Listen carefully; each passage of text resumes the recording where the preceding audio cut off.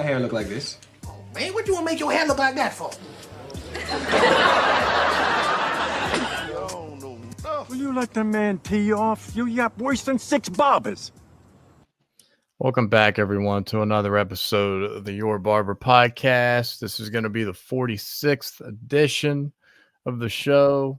I'm your host, Matt Ballot, a.k.a. Matty Blades on Instagram, the new owner of Sharp's Barber Suite in the heart of Midtown Atlanta. My guest today is also located in Atlanta. She was in the education realm. She is a lady barber. She might do some poetry here and there on the side. Let me go ahead and bring in my guest, Cassie the Barber, Cassie Alexander, ladies and gentlemen. Come Hello. on in. The poetry on the site is crazy. I'm doing good. Cassie's in the car, kind of the Google Calendar sync thing happens sometimes, and we gotta catch you on the move. I feel terrible. I was so excited for that mic, but it's all good. It's all good. A pleasure to have you on today. Thanks for making the time, Cassie. Really do. Yeah, I just went to the doctor myself recently. I'm sure a lot of barbers can relate. Not a lot of great health insurance in our industry to go around, so no protection at all. Not a lot of protection, a lot of self-pay, a lot of a la carte, so we take care of what we can when we can. But yeah, I just got my first adulthood checkup. I'm actually on my wife's insurance, so it's I was married 7 years ago or something. I was on my ex-husband's insurance. That was the best. That was actually the last time I had health insurance. Right. Yeah, so I'm like, I'm on this insurance. What am I doing? Let me go ahead and go and make sure everything's good, and everything was good. So I'm glad. I'm happy. It's actually especially messy considering our industry where stylists are one of the most vulnerable people to like cancers and stuff and other health related issues. So it just really is kind of stupid that we don't have a good system for us. Right. All the chemicals were around, all of the dampening, the immune system. Mm-hmm.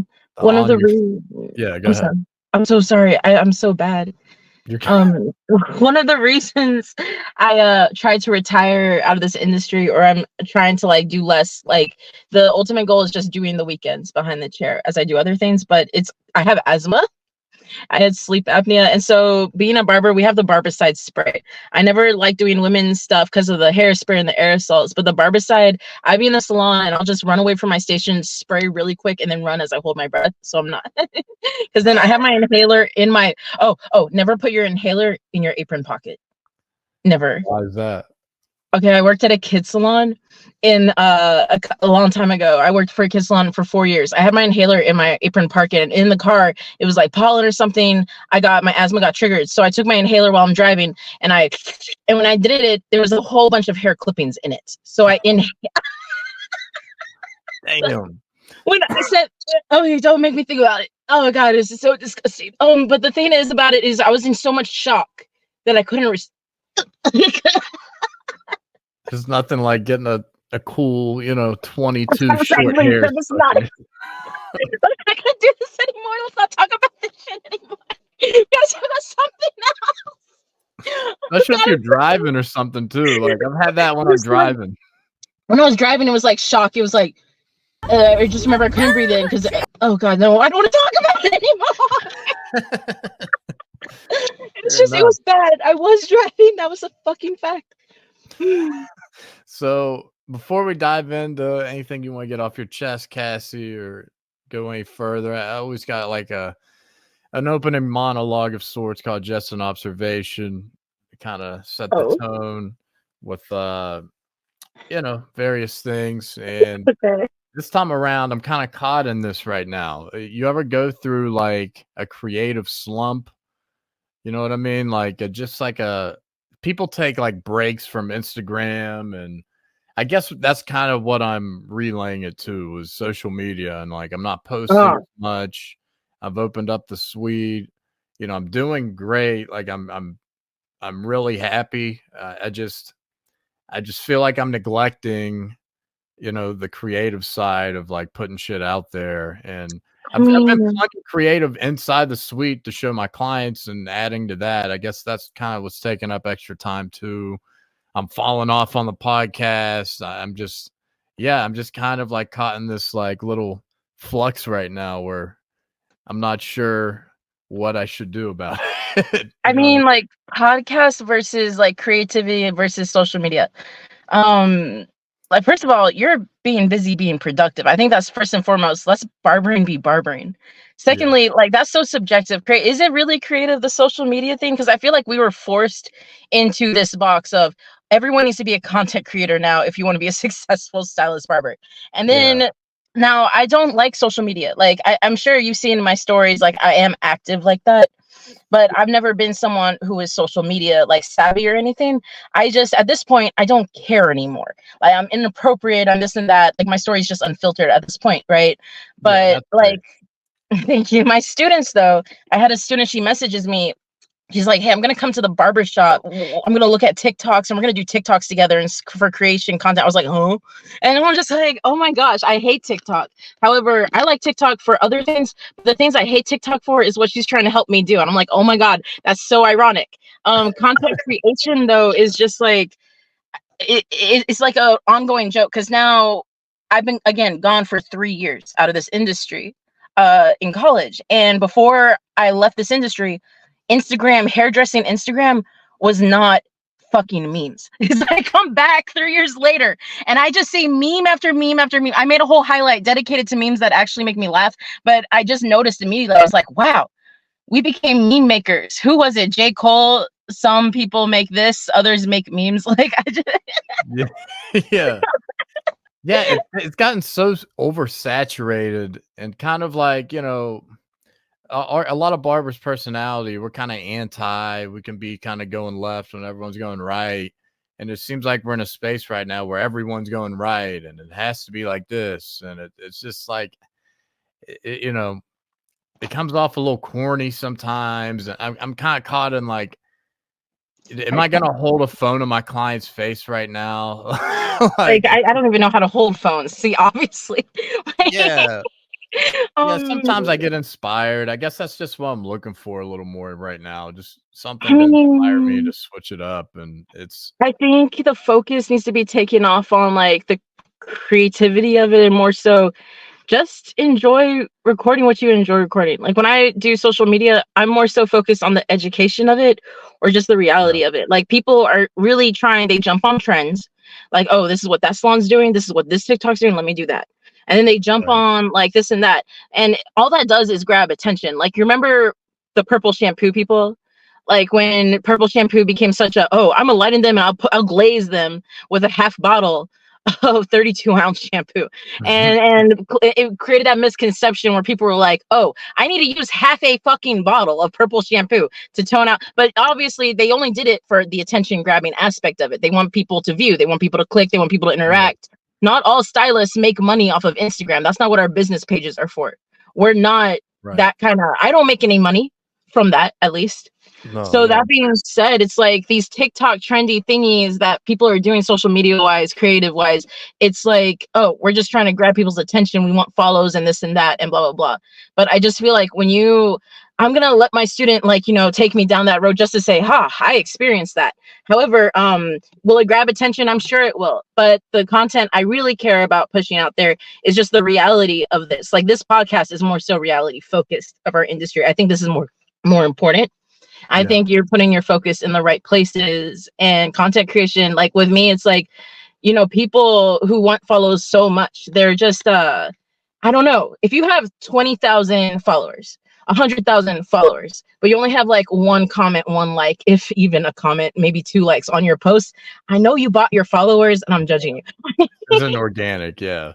It's not organic, but it's like, I tell people it's not about the amount of followers, but who is following me. Like I don't have many followers on the Instagram, but I have blue check marks following me on the Instagram. I think that cares. Yeah. Like I didn't, even though again, also do they buy blue check mark? I don't know. I don't care. But the people I wish to follow me. I don't want a herd of people. Like, that doesn't make me feel satisfied, because now I just have weirdos watching my stuff, and it's very, I don't know, I guess it's personal to me. But I don't know. I don't think content creation should be our heavy focused. And I feel like people who focus on content creation, who I see do it the most, it's not even stylists who do it. It's like stylists who have like social media personalities, or mainly, though, that's a small population. The people who do it the most in our industry is just the salon. It will be the salon brand making their stylists do it. So it's like, okay, the salon's using this tactic because they want more clients, they want more follows again. And again, clients don't even use Instagram for us like that. Yeah. And I'm just thinking about like the major heads in our game, like just the people selling education, the people that are like, oh my god, reasons why I blah, blah, blah, blah, blah. Like, it's like, I know they have to hate their fucking life. Like, people say I look like the poor man's Deluxe. Like, I see Deluxe like making like an ad. I'm just like, look how miserable this fucking guy is. Is that the dude who? Wait, because dead ass. I was like, wow, that looks like Matt. Is that the guy who is like? Because what are they saying now? It's like all these same people you're talking about are doing this thing called something, like recreating, like the scaling your barbershop, scaling your business. He was scaling your business. What the fuck does that mean? $500 a service. Like, oh my gosh. It's just like, I get it. It's the same supply and demand. Like, you shouldn't be booked out. You need to raise your prices. We got it. Bro, I love it when they take certain words. Like, they're taking like one, it's like they learned one new word from like a business book, and now they're like, they're just expanding on it, where they took an inch and ran a fucking mile. Let's scale your business. I'm like, okay. Yeah, it's getting so redundant, and like no one's coming up with anything new, and it just, and to the students out there, I'm sure you'll have a lot of your students listening to this. Like, it's a copycat industry. Like, we pull stuff from everyone and make it our own. Like, it always stealing things. Like, stealing is the best part of our industry. Yeah, it's a beautiful build. You pull a little something from everyone, and you don't have to worship whoever you pull that from. You don't have to mirror every move, and you can tweak it and make it your own, like you said. This is a tweaking industry. Like, tweaking. Yeah, we tweak. We're tweaking things. We're calibrating little things. We're adjusting everything. You hand your client the mirror. You say, you need any adjustments? That's what we're all doing. We're adjusting. Yeah, it's just like, and one of the worst things that happened to me, I got a clipper deal. I got a little payola, some products sent to me from Oster. I did a thing for Oster. And my dumbass has been calling oyster for like the first half of my decade. I was like, oyster? I always said Oster. Oster, that's what I said. Yeah, it's Oster. Oster? It's Oster for real? Yeah, so I need to make sure I did that before I made content for them. But one of the things that happened, they drugged their ass on the deal forever. And no way. They accepted the deal and didn't send me the terms. So I'm kind of like waiting on them. They reached out to me in March. This shit posted like 3 weeks ago.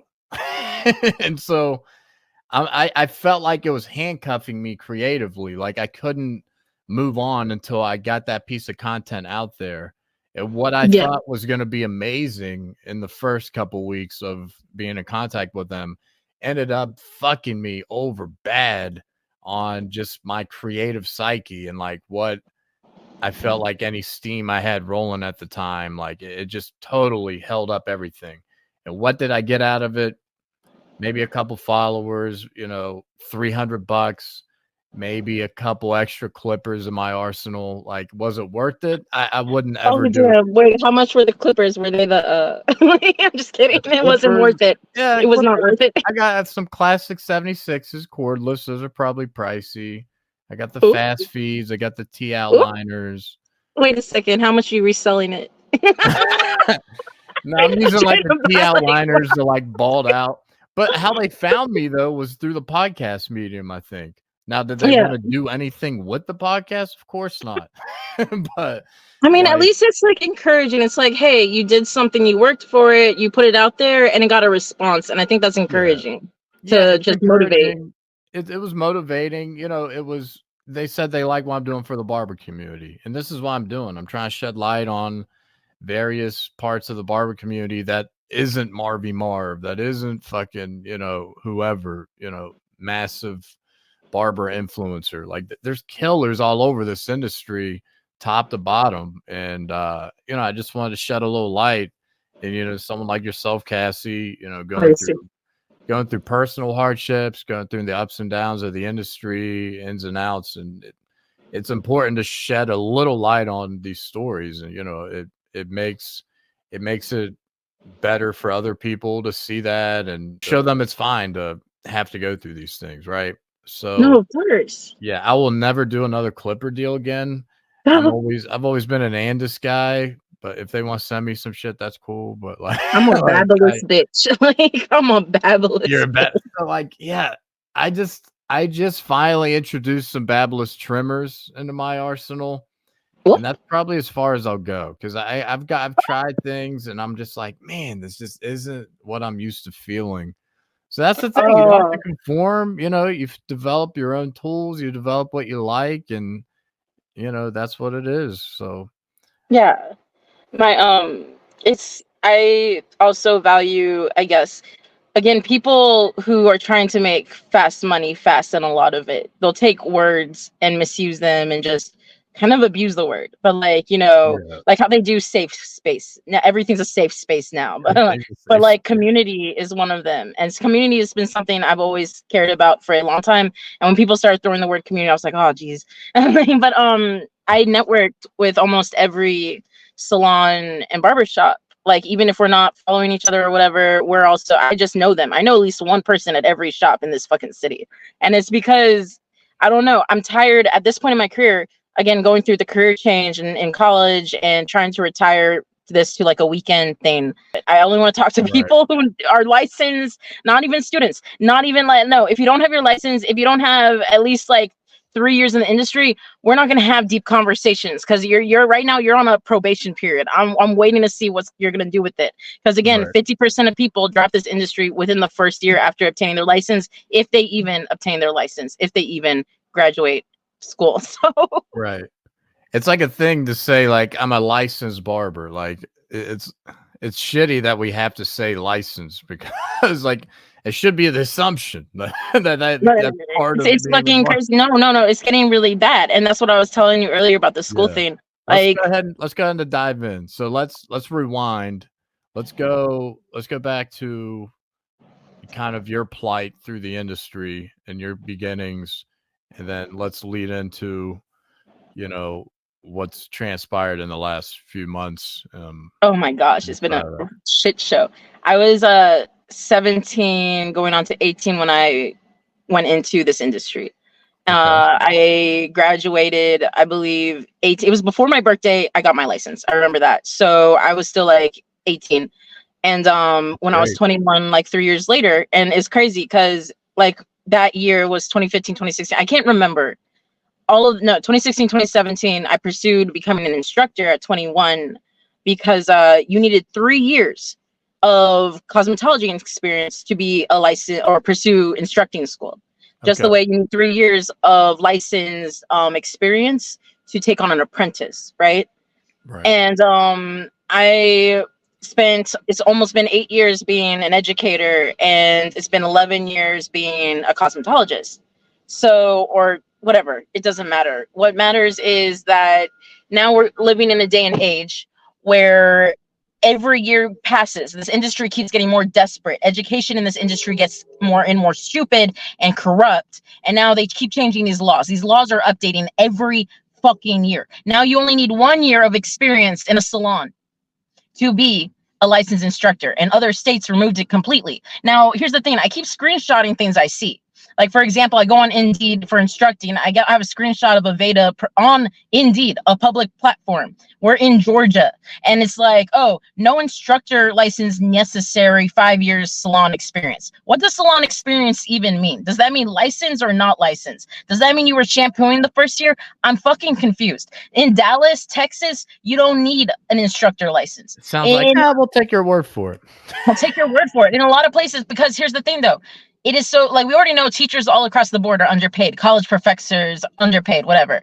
One of my schools I was teaching, I taught at several schools, let's keep it like vague, I guess, but my students were literally working at Sephora for $18 an hour, and my coworkers who were new to it were working for $18 an hour.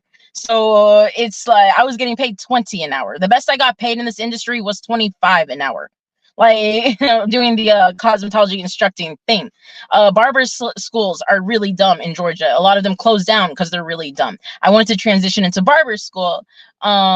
Like 5 years into my career, I made the switch to men's hair. Barber school, a big issue. One of my friends, when I was about to go to barber school, one of them that closed down, he goes, and you know how there's overage charges? Like if you go past your contract date, you owe, like back then, 2013, when I went to Paul Mitchell, it was like $80 a day. If I went over my contract. I'm glad my school didn't do that shit, because I was like the Van Wilder of my shit. I was Van Wilder? No, one of my students is a Van Wilder. I'm gonna tell you about her because she's 10K. She can't get her license until she pays off 10K. But a new law changed this year in January. The 150% rule went to 100%, but I'll talk about that later. But so everyone was getting hit with these overage charges at the barber schools, because in Georgia at the time, I don't know how it is now because things keep getting stupider. In order to do the credits for the shave, for the straight razor, you needed to do it on real people's skin. The Atlanta population wasn't going to barber schools to let students put razor blades on their necks. So now you had students who couldn't get these credits, who were going over their hours and getting overage charges. And the only way they could evade that at the time, what he had to do was he would go get homeless on Tuesdays when it was $5, pay $5 out of his pocket in order to get his barber credits for shaves. Wow. That was fucking stupid. And I just we couldn't figure that out, but ultimately they closed. So I guess, it's dumb. The overage thing, the 150% rule was back then, blah, blah, blah. And this is actually crazy. I can't believe I'm having this conversation. Someone told me recently, and I'm not being political about this. It's like my stance on politics. I don't give a fuck. I make jokes. I'm never going to be serious. But I'm talking to an owner of something, and she's a cosmetology school person.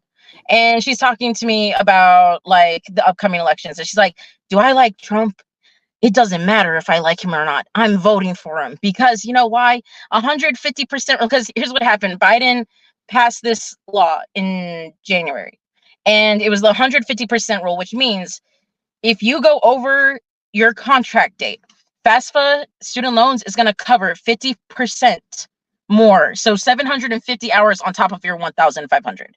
So whatever that entails, FAFSA is going to cover like 6 more months of your program if it's a year, for you to go to school, if that makes sense. And so what happens though, it changed from that to 100% in January, meaning all my students who enrolled, or my former students who enrolled in 2023, they were protected by this rule. And then January, they lost the rule. They were unaware. And when they went past their overage contract, they started getting charged by the daily. So I had a student who was a Van Wilder. She graduated not too long ago, and now she owes 10K. There's also that limit where in Georgia you have 2 years to take your license, or you got to redo the program all over again, repay your 25,000 all over again. So she's on a ticking time bomb. You're done with your hours? Yeah, I had a former student who went to school with me. I had a former student who went to school. I don't understand that though. Why wait when you're done with your hours? You know oh my gosh, it's really Why do people do that? It seems like they run away, like they're afraid of the finish line. You know what I mean? I think they're not taking it seriously. However, one student I had recently just went through this, and it was a really unique situation. She went to school with me in 2013 and graduated before me. She was a senior-ish student compared to me. Now, in 2013, this law didn't exist. So when the time came where she was like, okay, I feel confident, I'm ready, she applies. It was literally in that time frame she's applying that they made this law, where it was like, you had 2-year cap, you got to redo the whole 1,500 hours. And she was like, what the hell? And that discouraged her. So then she was just like, I'm gonna just do hair, because they can do natural hair, no chemicals. And these salon lofts and suites are letting them lease. And so now they have their own booth rent and this and that, where they're doing like, loctician or braids or like just natural hairstyling. But she finally comes back and she pursues it. And she's like, I'm not fucking around. She graduated this month. Next month, she's getting that fucking license, she says. But the student with the 10K in debt, her 2-year time limit is ticking, and she's like not knowing what the hell she's gonna do to pay off this debt in time, because it is hefty, and she is like 19. Yeah. And then here's a little disclaimer too. You want some answers about these things? Just fucking have a good week to wait, because you're going to be playing phone tag with the board and the state. Anything to do with the state of Georgia government sucks. It's the slowest thing. It's the slowest thing. Worst. And it's like, I know why they want to get rid of everything, because they don't want to hire anyone to help people that are trying to do shit. When I was looking for jobs to supplement like supporting my family, I was looking at state board, like working for PSI or something, or just like, administrative stuff. And there was no openings available. There was no like career, like, applications. Like, and I was just like, what the hell? Because this is so slow. Like, did you have to update your license with us all in like June, May? It's supposed to be May of this year, the cosmetology one, every 2 years renewal. And they kept pushing it from May to June to July. And I think it's still open for renewing because it's that slow. Yeah, like it's so, so everyone's rocking dirty with no license. Their license expired. And it's like there's no motivation to get the shit right, because they're not coming after you, because it's just overwhelmed. They don't want to fucking do it.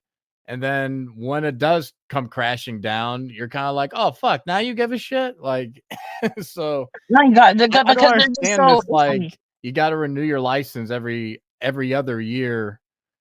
And it's just like, wait, you have to hire more people? By the way, can we talk about how that's a scam? I was telling my students how this was a scam. Yeah, I was like, so because when we renew our license, we pay it, but we have to also pay for continuing education, the 5 hours. I'm never fucking doing that, by the way. Oh my God, the 15. It's 5 hours of continuing education, or if you're an instructor like me, it's 7.5. Because they're never going to check for it. That's my point. That's why it's a scam. You just need something, a placeholder. Now, here's why this is a scam. This is what I was telling them is you can go on the list when you go to the licensing website, the official one. They give you an official list of all the people who are like approved to provide continuing education. The cheapest one is like $20-$25. The most expensive one is like more serious, I guess, $75, $100, whatever. But you literally, when you pay the $25, they give you the certificate with the information. You just take the certificate and upload it. You don't even read the fucking pamphlet to watch the video. What is this? It's a scam. That's why I'm not doing it. And when they come, if they ever come at me, I'll be like, oh, okay, I'll send it here in 10 minutes. What do they actually want though? Because it's like 3 of those hours of the 5 hours or whatever are mandatory sanitation, continuing education, but that information never updates. It never evolves. It never changes. Use your fucking barbicide for at least how many minutes? Shut up. Like, yeah, like it's terrible for anyone new in the industry, because if you didn't have that baseline of all the shit you need to know, sanitation, hair cutting, just that foundation. That's hard to come by these days. So it's not getting any better. So explain what this new law is that they're trying to push. Oh my God. And I'll explain to you the worries about it too, because I'm fucking on edge about this. So there's a new bill that just got passed. Now I need to read this laterally, because my former student, my friend who had to do the thing 10 years later again, she's the one who told me, this is going to be in effect in February. I'm not sure. I haven't fact checked it, but I know that this law is in existence, or this bill was in existence. And I don't know if it really truly is being in effect in February, but I know for a fact, I think it's Senate Bill 354 or something, 345. Who cares? It's where you don't need a 1,500 license hour thing anymore. You don't need that anymore to work actively in a salon, taking clients or a barbershop, whatever, doing chemicals. You just need a 300-hour certificate that says that only says, oh, you understand chemical safety and you understand sanitation. You don't need to understand the color wheel. You don't need to understand this BS or that BS.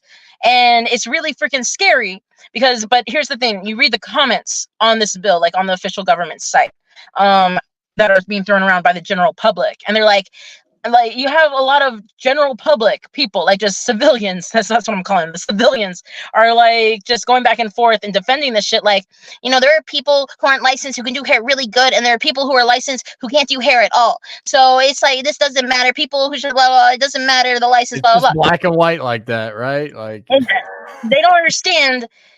I have clients who are lawyers, and one of my lawyer clients is having an active case. He deals with issues in our industry specifically. One of his clients is suing her wax lady for giving her herpes. So when they get herpes from people who are not supposed to be doing things, I want to see what they feel about these laws, and these bills. Now, in her defense, I guess, or in the people's defense, was it a licensed professional who gave the lady herpes? I'm not sure, but what I do know is our industry is the most prone to spreading diseases and infections and nasty virus shit. So it's like that's why it's important. And if it's not viruses, diseases, and infections, it's chemical burns. You can get a lesion really fast, really bad. And if you don't have insurance like us, if you're in an industry like us where it's hard to get accessible insurance, who's paying the $3,000 medical bill?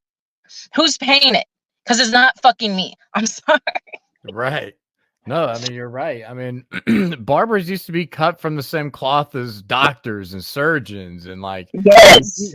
And like, we're still doing the same shit, but we're getting further and further away from the requirements needed to perform these things. So the safety of it. And then there was a comment. Oh my God.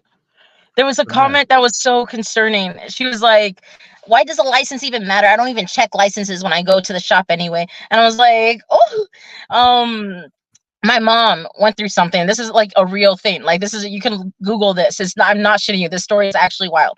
My mom had an AIDS scare because her fucking doctor who did her nose, she had like not a nose job, but like a breathing issue. He was like, oh, we can do a surgery for that.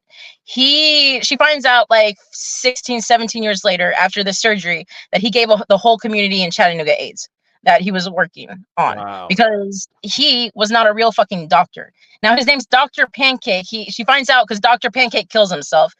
He injects himself with like fucking, I don't know what he did. He took some syringes and ended his life. But what happened was because he would go down to Florida. And do the advanced continued education for doctors. And no one fact checked if he was even a doctor and allowed him to attend these classes and give him the certificate. And then he displayed the fucking certificate on the wall for his patients to see. And his patients were like, well, you have to be a doctor to do those kind of things. So I guess it's legit. Like, oh my God. So now my mom's nose is like fucking flat as shit. Like, it looks like she looks like Voldemort. She had to get it reconstructed. She had to fight insurance saying, hey, you need to, like, her doctor had to appeal a million times to let her get it reconstructed. But it was just a dumb situation. It's all boils down to we need to check people's licenses. There's a lot of schools in Georgia with teachers teaching who don't have their license. That's a fun fucking fact. How many schools would you say are in the greater like Atlanta area? If I were to say ITP, like in the perimeter, within 285, you have Health and Style Atlanta, Paul Mitchell Atlanta, Elaine Institute. And then you have the minier ones. But some of them aren't like hair focused. I don't know about barber schools. We have like 4 or so barber schools, and that's just ITP. When I say this, I mean like the big brand, like the expensive ones for no reason because they're education. But like, I like what Will Stam's doing. Have you seen what he's doing in his school? No. Yeah, Will Stam, he's another pretty popular influencer type, but he's talking that real shit, but he seems to be doing all the proper things and proper educating, and it's very few and far in between with these types of barber schools, it seems like here. So they really need to be doing it though. And when they keep diminishing the hours and what it takes to become a licensed barber or licensed cosmetologist, it's like it's hard on these people. It's like these kids aren't ready, and I gotta like cut them loose like to the world and the industry. Like what are they supposed to do? Like that's a mess. I didn't know. I heard of that bill being tossed around of them just like totally cutting the requirements needed, but now it seems like they kind of Oh no, we won't cut it out. We'll just make it 300 hours. Like no articles around it, like the quotes they had of these like legislators or whatever. They were like, to make you feel like your schooling wasn't a waste of time, we're just gonna reduce it to 300. Their initial idea was to just cut it out all too fucking together. Like they just so, made it like, 300 they're to make saying, us like, not feel bad. So they were just thinking about the people that went to school already. That were like, well, what I go to school for then? Like, Yeah, just are you making gonna them- like, yeah, what are we doing? Just making people feel better that have their license already? Like, what about the future? Like, it's, and one thing, the barber boards are terrible in every state. I've dealt with yes, 3 of them, 3 different states. They all suck, right? But like yes. something about Georgia is just taking it to another level. Georgia's just fucking stupid at this point. It's Like, just I've been in Chicago and this is just ridiculous. I've never experienced dumminess. Yeah, just like calling the state board in Georgia, you'll never talk to anyone the first time. You have to get a call back in order to speak to someone. And it just seems like you're always like cleaning up a broken jar of artichokes when they call back. And then you're playing phone tag until you speak to someone that has no fucking clue what they're talking about or doing on top of it. Exactly.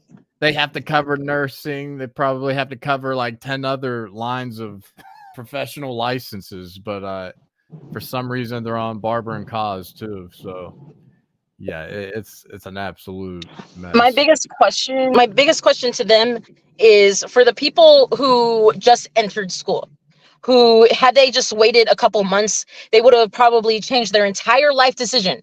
Because when you go to these schools, especially these ones with high tuition, after 2 months, as soon as 200 or 250 hours passes, you are liable for 100% of that 25K debt, right? Like that, and most people who drop even 2 months in a week, they're still like, they still have to pay the full 100% of it. So that being said, had they like just waited this out, and their entire life decisions would have changed based off of this bill. Like, do they get student loan forgiveness? Or like, how does student loan forgiveness work in regard to us in cosmetology? Either. That student loan forgiveness, I view it as like Las Vegas. They just want you in the door. Once they got you in the door, then you're fucked. You're gonna have to pay no matter what. Like, oh yeah, we'll shave 10K off of your 60K that you owe, like that you weren't paying before. Now that we took it off, now you're gonna start paying. It makes it more and more apparent while we see, especially after COVID, the price of services going up and barbers' prices going up, and it seems more and more justified.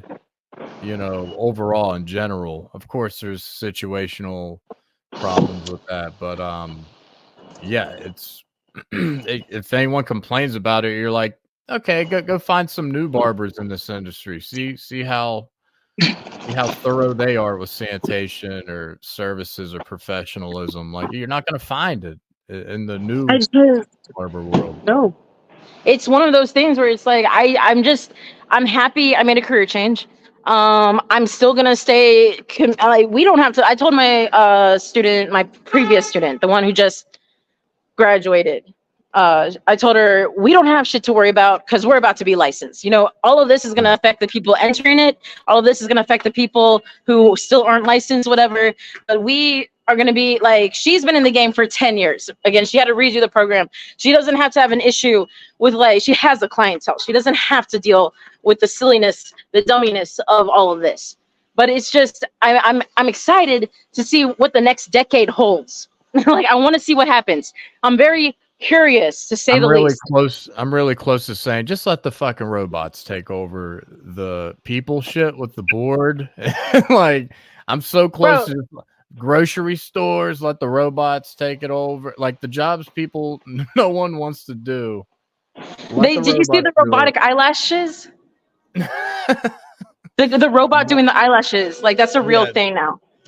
Yeah, that's crazy. Like, that anything artistic, keep the robots away from. But like, in terms of like cogs in the wheels that we can't figure out as a society, let the robots do it. I'm fine with that.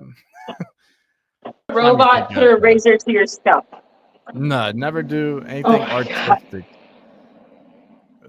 How much time you have? I don't know. Like, that's the same first thing they had AI target though, was the art industry.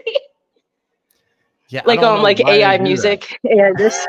Yeah, it's like check out this Dr. Dre collab that doesn't exist. It's like, no, we're not doing that. It was it's getting silly. It's getting stupid. I've been defending my people for over a decade. Like, not like that stigma that we're all dumb. No, I have a lot of people in this industry who read and enjoy cultured conversations and this and that. They're highly intelligent, blah, blah, blah. Yeah. But now I can't defend this shit anymore. It's getting stupid. Everybody. We meet so many different people in this industry. So like, we're just a, wealth of knowledge. Like, I consider myself an idiot for sure, but like, I feel like I get to hear a lot of different takes and learn some things from people. Because idiot's 100% subjective. That's subjective. Look at you checking in early to your doctor's appointment. Now, if only they would do the same. You mean be on time is insane? That's what the cancellation fees and the pre-booking fees are for, or whatever. I don't know. Right. Yeah. But yeah, I'm here. I'm gonna probably I have 5 more minutes and then I'm entering. Okay. So what's next for you, Cassie? What are you doing? So you've left education. You retired from education. You've worked in a suite. You've worked in a. So right now you're working in a. Explain the space you're in, because that was very interesting. Before you go. So it's a repurposed it's a factory that was repurposed into apartments and became later studio offices. On my page you can see the inside. Most of the pictures I take until recently, but when I started in June, we're all inside the barber shop. We have a bathtub in our bathroom that she made into a garden. It's really cute. But it's a really fun space. I literally went there for fun. Since I'm retired, one of my degrees I'm obtaining is in anthropology, and that's what I'm getting this December. But the thing is, I stay on the weekends. The goal is just to, as an anthropologist, study of humans and cultural social anthropologist, but me turning into a medical one. What better way than to talk to my clients, who are literally everybody? I have doctors, lawyers, I have regular Janes and Joes, I have people at the grocery store. All those opinions matter to me, at least. So I feel it was a great deal. And I was I wanted to do more creative things. I'm literally at a point in my career that a lot of people who start their career really wish to be at. When I was 18, I really dreamed of this life. And now that I don't want it anymore, that's when it happened. I was well, shit. But I literally went to this space just to booth rent, just for the weekends, just to do things for fun. I just wanted to do fun colors. I wanted to do fun cuts. I don't want to do that. I could do a haircut in 30 minutes or less. I can do a women's haircut in 3 minutes. My student timed me. I didn't expect it to be 3 minutes. And a perfect triangular graduation. That being said, I stretch my appointments an hour because this is not what I want to depend on or whatever. I'm minimalist. I don't overspend. I don't have issues with consumerism. My utility bills, because I'm never home, I posted it on my story. My water bill last month was 88 cents. So it's one of those things. So it's just I'm just trying to survive school. What's next for me is I obtained my bachelor's this year for anthropology and neuroscience, and my neuroscience is a dual degree, so I'm going to do my master's next year and probably my anthropology master's as well. I still am working that out because my situation with just everything just randomly happening this year is so random and unique. I just need to realize what the hell is actually happening. I just need to breathe after December. I just need to breathe. So do you still love doing hair?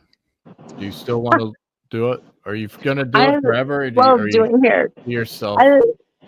I think my sentiment with hair is what everyone who enters this industry and actually not for the money shares. And it was something that for a lot of people is therapeutic. Hair was a very therapeutic thing for me. Cutting hair in high school was therapeutic. I cut my friend's hair for our graduation. That was therapeutic. It was a hobby, how people do art or clay or something. Music, it's therapeutic and fun and releases the creative side and just relaxing, whatever. But then we turned it into a fucking job, and that's when all the passion just fucking went down the drain. Right. I'm trying to reignite the passion. That's what my barber space is for. It's just a plus. It's a benefit that I get paid while doing it. Wow, that's awesome. But I just want to recreate the reason, that feeling, getting high for the first time or smoking a cigarette the first time. It's a different feel when you entered this industry versus we're 10 years in now. And people have really pushed me off the edge. Clients, owners, employers, students, every single person, coworkers has pushed me off the edge. Literally, this was one of the topics I had. Talking barbers off the ledge. That's hilarious. You said that. No, oh my gosh, I wish we didn't get cut short because that would have been the funnest conversation. Right. Yeah, I've talked barbers off the ledge that are wanting to leave, and I always tell them, like, just remember what you were doing before barbering and how much you hated it, or the reason why you wanted to get into it. And I go right there with you on the extending the appointments. Like, this is my only job, and this is my sole income, and this is what I love doing, and this is work for me too.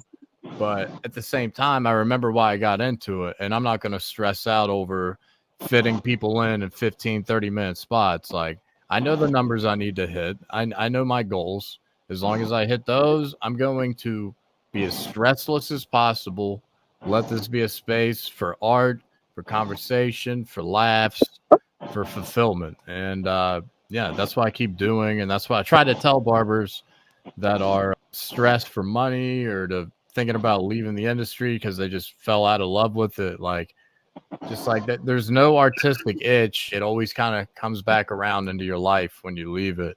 And whether it's the next generation of yourself or whether it's yourself. So yeah, keep that in mind if you ever thinking about, leaving that, Cassie. But no, never. The difference between you and I and new people is that we've been in this for a hot minute, and it takes a point in our career to realize that the reason we're just like not into it anymore is because we fell into the game of kissing ass. Kiss no one's ass and just barber. Just have fun doing it. But I forgot, and I guess I'll end with this. I'm not promoting myself, but I'm going to send you a link to share with you. While I'm like reducing my chair, this and that, I also am writing and not blogging, but I released some articles that is part of a book I'm doing about how our industry is like changing, but it's called The Beauty School Dropout. So that's fun. It's a funny book. It's about business and kind of the topics in the same realm of what we've been discussing. Okay, I'll put that out there. Put that link. I don't care if anyone else reads it, but I hope you enjoy it. No, absolutely. Well, Cassie, it's a shame. I gotta let you go. We got other things we're doing too. So really appreciate you coming on. Anyone who watches this student-wise, hang in there, find a way to persevere. That's what we do as a people.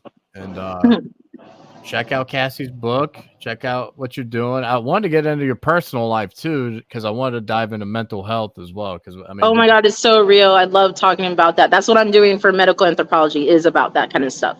Yeah. So like our people in our industry deal with it. If you ever want to continue the 30 minutes we didn't have, definitely hit me up anytime. Absolutely. All right, Cassie. Well, that concludes our episode today. Enjoy the rest of your day. Hang in there personally, mentally, financially, everything under the sun. Really appreciate you, Cassie. Appreciate you. Bye. Take care.